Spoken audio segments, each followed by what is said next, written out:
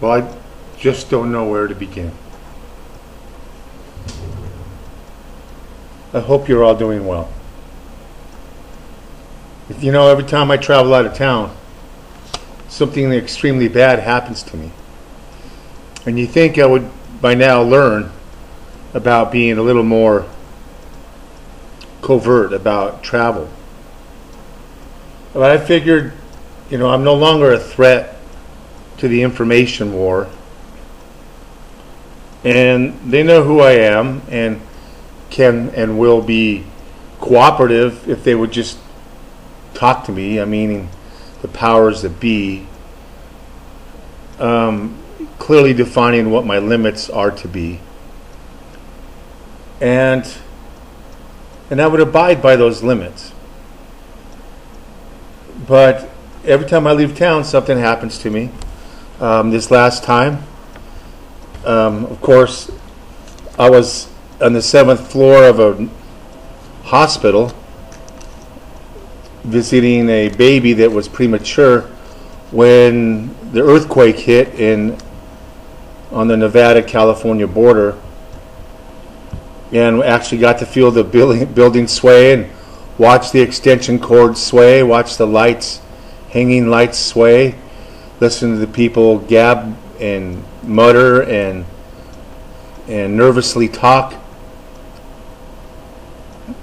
Of course, that had nothing to do with me, you know, traveling, but I find it ironic it happened where I could feel it, and you know, that's kind of like up my alley. And if anybody would be selected to experience such a quake, I would feel like I should be that guy. And it happened, and the building swayed. It was a building actually built for earthquakes, so we had a nice little sway going, almost like riding on a boat. But yeah, I hit with pancreatitis. It set me back, way back. And so with the reaction that I had to the monoclonal antibody, the actual mainstream treatments for cancer, along with the pancreatitis, my therapies basically were undone for 2 months. And I've always been saying these therapies that people succeed in, you're not killing cancer cells, you're starving them. So it takes time. And that you can undo 2 months worth of aggressive treatments by interrupting your therapies for 2 weeks. All your spots can just light right back up again. Well, imagine going 2 months without being able to undertake your treatments. Well, now I'm back on treatments, but I've given up all the ground that I had gained. I've given up every inch and probably lost ground now, and starting deeper into the well, deeper into the abyss, and starting that slow climb out back again. But there's a lot going along in the world today, and the reason I give you this introduction on a personal note is more of an apology for not being able to get back to you and stay up to date on what's transpiring on our globe. And basically, as I speak to you today, we have record heat causing deaths already that they're talking about. We'll have record fires, which we've made videos about time and time again.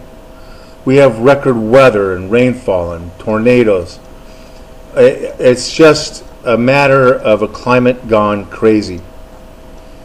The fire situation, we've made videos. Look those up, called The Age of Fire. They might be blocked from you, but if you do a channel search, you should be able to find the videos about the fire.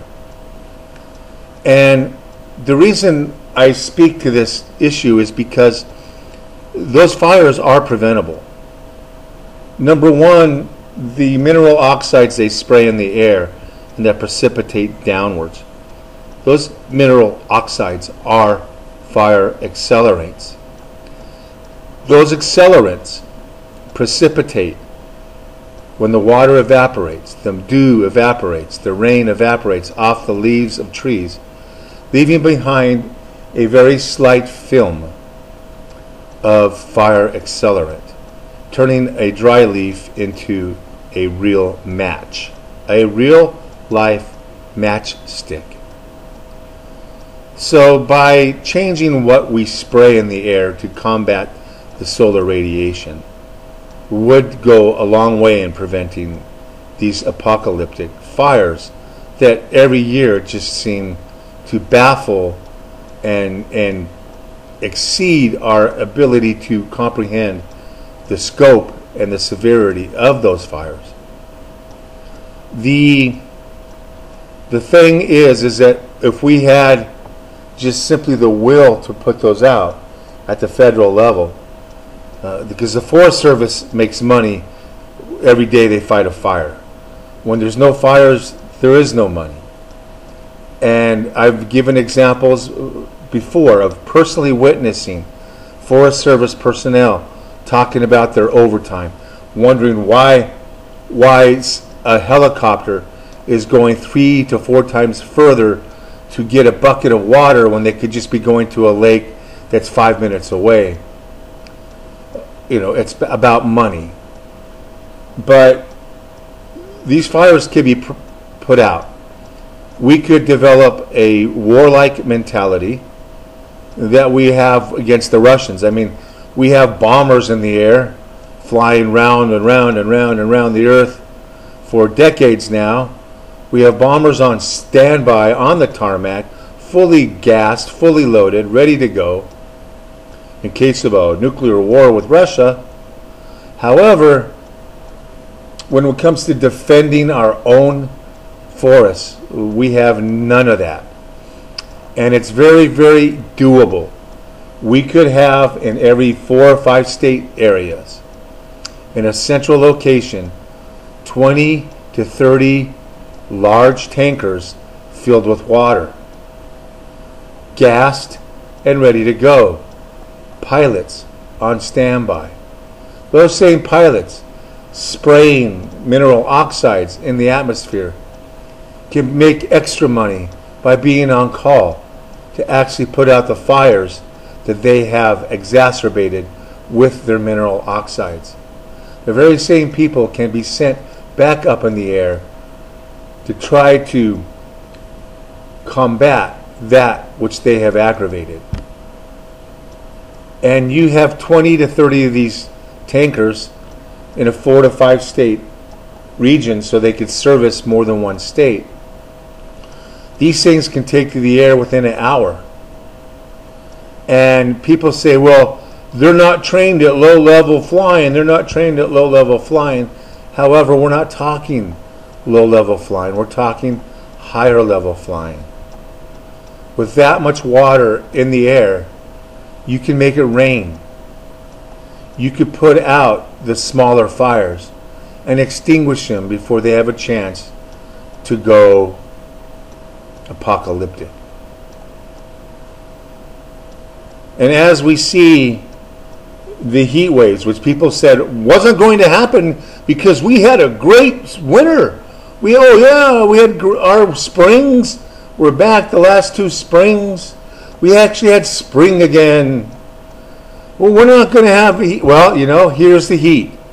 So all of you who were jumping up and down about how cool this summer was going to be and how cool this summer started out to be, all of you jumping up and down saying how nicer the weather is going to be need to be quiet and eat your words and apologize for making us or anybody more complacent in our diligence to protect ourselves from that very heat.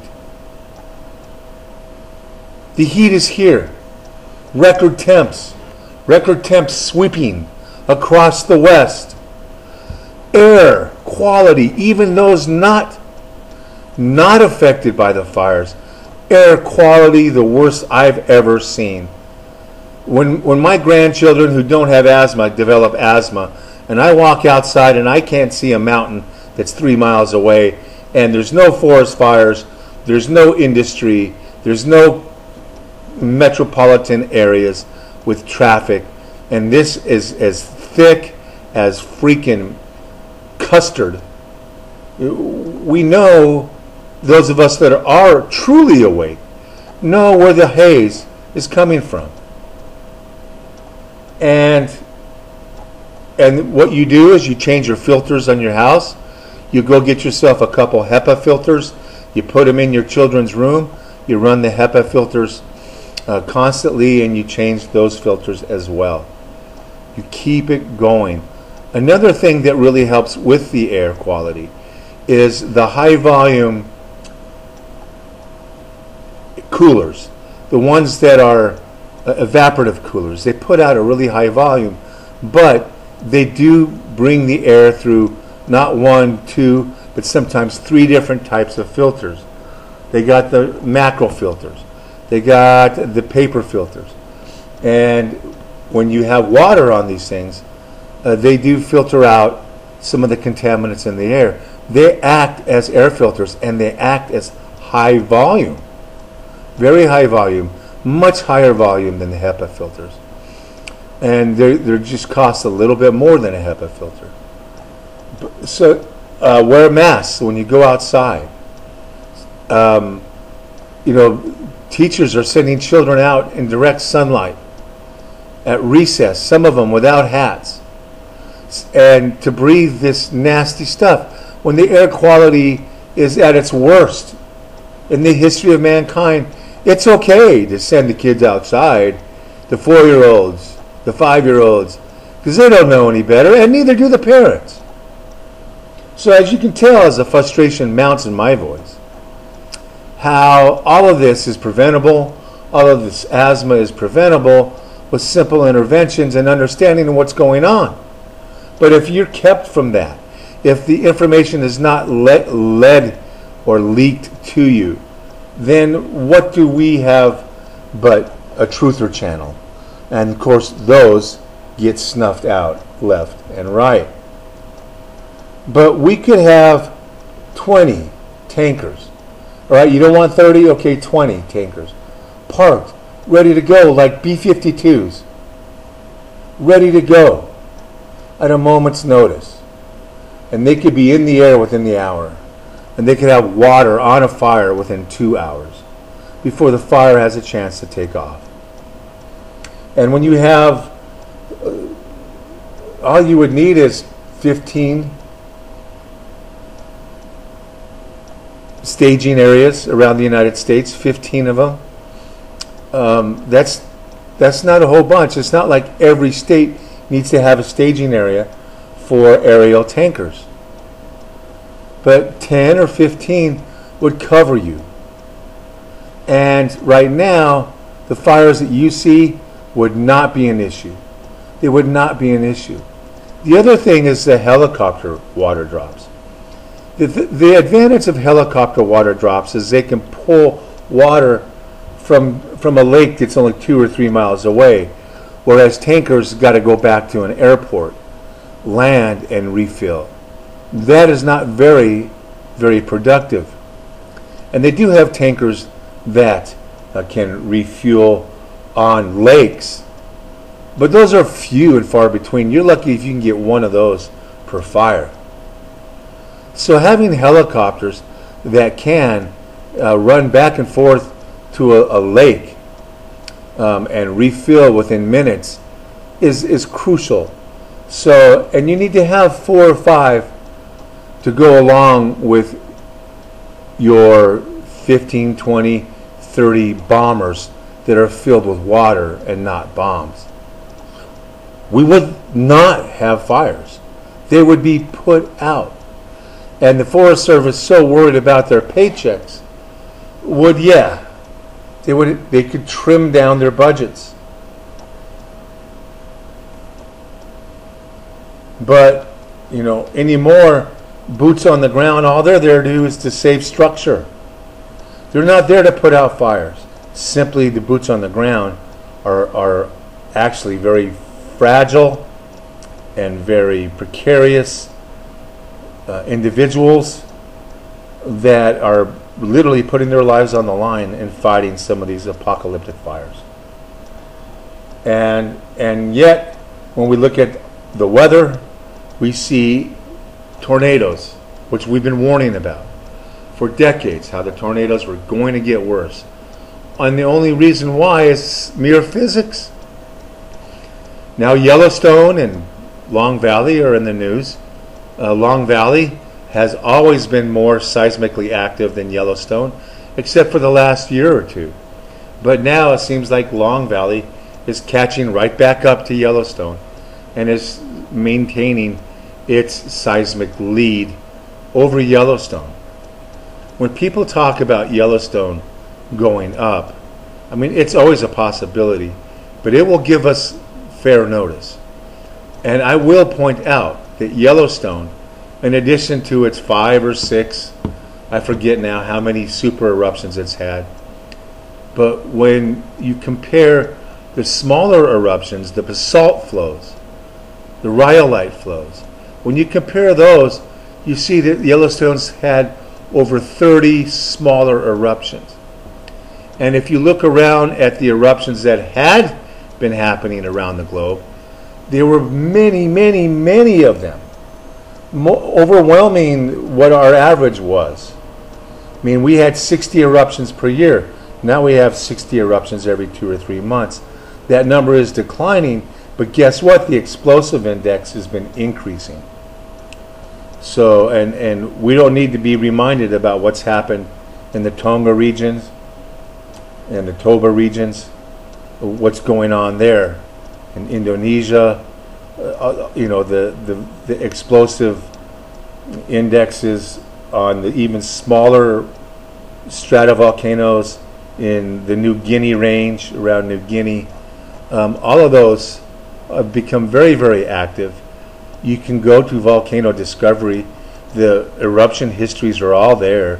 You can go back, way back, at least for now, and compare what these volcanoes did 20 years ago, 30 years ago, and compare that to what's happening today. You can see an increase in all the eruptions and a decrease in the intervals that are between eruptions, meaning less time between eruptions. And of course, that's what we had predicted, this channel had predicted, I had predicted, that we would have fewer eruptions but more explosive eruptions. And that was an early pattern we picked up on. It was not a pattern we predicted, as one we just observed and then articulated to the public. So please accept my apologies for being so absent. It's not because I've been lazy, and it's not because I've been neglectful. It's because I've been sick. The pancreatitis has kept me from doing any oral adjunctive treatments. It's kept me from supporting what I'm doing with IVs. You know, I'm blowing through money like crazy with these IVs because they become 4 and 5 times more expensive. By design, by the way. But if any of you wanted to contribute, remember there's a Patreon channel there, patreon.com/highertruthrises, where you can help me out. If you do so, please to do so. I don't even know if I'm saying that right. But the one last thing I wanted to talk about was the supermoons, because we went through a time 2 years ago where there was a supermoon every month. And it was really related to the position of Jupiter teaming up with this brown dwarf, where we know exactly where it is, and creating multiple influences upon the moon and the Earth, creating increased ellipticality in the moon's orbit, causing supermoons. And people are mistaken. We don't always have supermoons during full moons. There are times where the moon is not full and it's closer to Earth than when it is full. But when we have opposing forces, we do get more ellipticality. And that ellipticality then brings the moon closer to Earth. Well, as Jupiter has swung out of its position to team up with this brown dwarf, then even minor alignments no longer affect us as they used to. So we did a long period of time, maybe 3 or 4 months, without a single supermoon. But now they've come back again. But if you notice, we're falling back into a direct alignment between the brown dwarf and the sun itself. So until next time, thank you for listening. Thank you for your support. Thank you for your empathy and your encouragements. They do help, and they mean a lot to me. And until next time, be prepared, not scared.